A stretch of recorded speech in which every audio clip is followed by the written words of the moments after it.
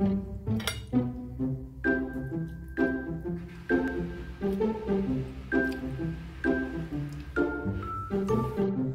morning mga ka-cheripik. Yan, kumusta na pong muli kayo? Long time no see. Yan, samahan niyo po ako. Magluluto po tayo ng microwave potato salad. Napakadali, affordable. Kaya, let's go!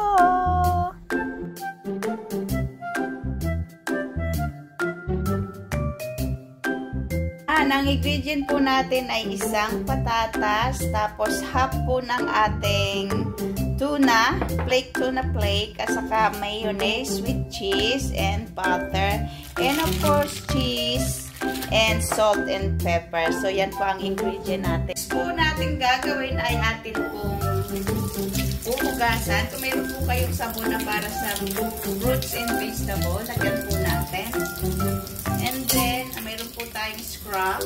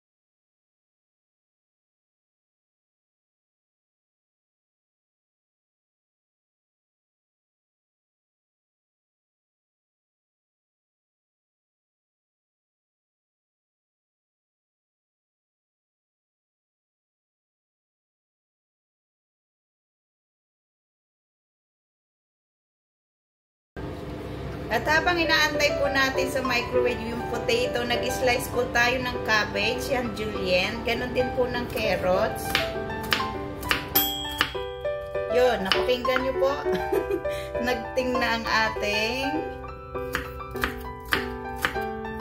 tapos na po ang ating patatas. At habang inaantay pa rin po natin, ilagay po natin sa plate ang ating gulay. Yan. Parang marami. Yan. Buwasan natin. Side dish lang po natin to. Yan. Tapos lagyan po natin ng asin.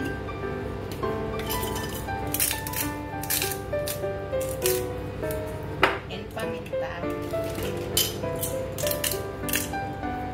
And then a little bit of mayo.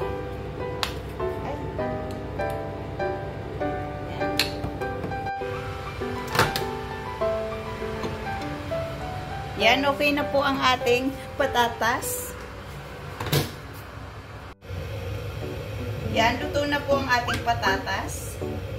Kaya po natin sinabon yung balat kasi pwede po natin kainin yan. Kasi nandyan po ang sustansya ng patatas. And then, biyakin po natin siya. Lagyan po natin ng butter.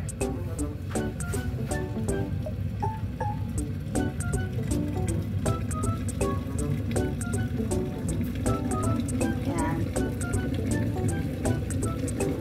Tapos, ilagay po natin yung ating tuna.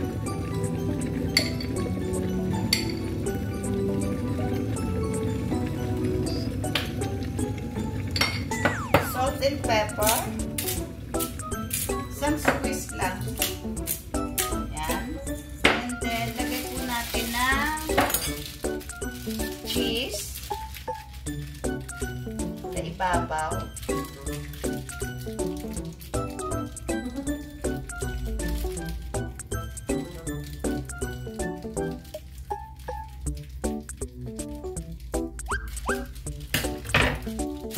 And then, yung atin pong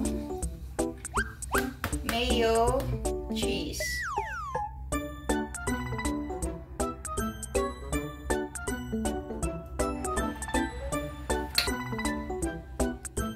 O diba, napakadali lang lutuin.